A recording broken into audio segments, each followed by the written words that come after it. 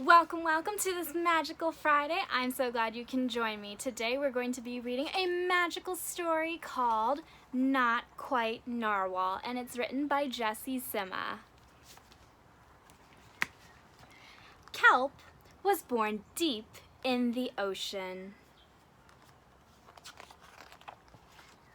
He knew early on that he was different from the other narwhals. His tusk wasn't as long as everyone else's.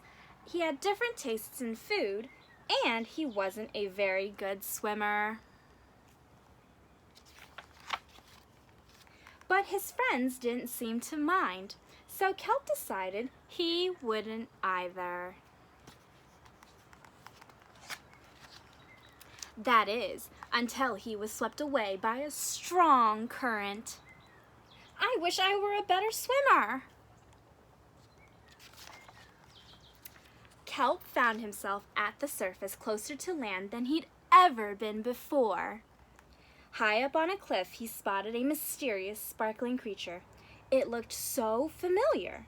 It looked like Kelp.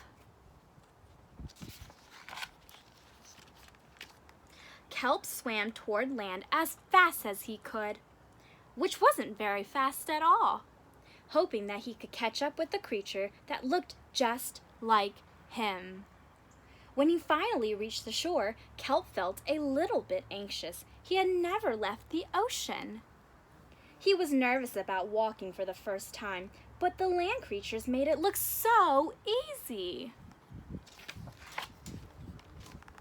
Oof! It wasn't. Ow! Eventually, he got the hang of it. Everything on land was strange and beautiful, but also kind of scary. Kelp began to think he might never find the creature that looked just like him, but as he stumbled out of the forest,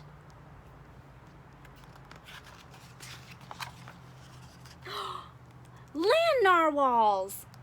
Actually, we're unicorns, and by the way, the looks of it, so are you. Kelp had never heard of unicorns before. They taught him all sorts of new things about his tusk. We call them horns. Wow! They introduced him to unicorn delicacies, and they showed him how to gallop. There was no doubt that Kelp was, in fact, a unicorn. He was having so much fun that he didn't want to leave.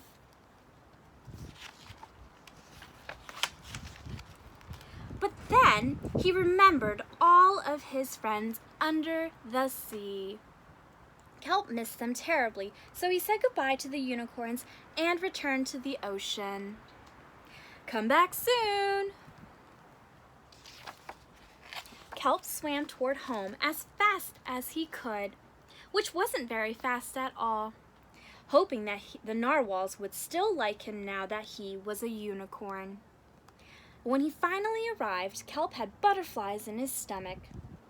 Kelp! Kelp took a deep breath and told his friends the news. It turns out I'm not a narwhal. Of course you aren't. I'm a unicorn. We all knew that. They took it quite well. Kelp was happy to be home, but now that he'd experienced life on land with the unicorns, he couldn't seem to forget them. Did he want to be a land narwhal with the unicorns? Or a sea unicorn with the narwhals? Kelp couldn't decide. But then he realized that maybe, just maybe, he didn't have to choose. And this is the lovely story of Not Quite Narwhal, and I hope you have a magical rest of your Friday. If you're interested, please take a look at the link below under the description. They have suggested prompt writing, and there is extended activities for you. Thanks so much, and see you next time.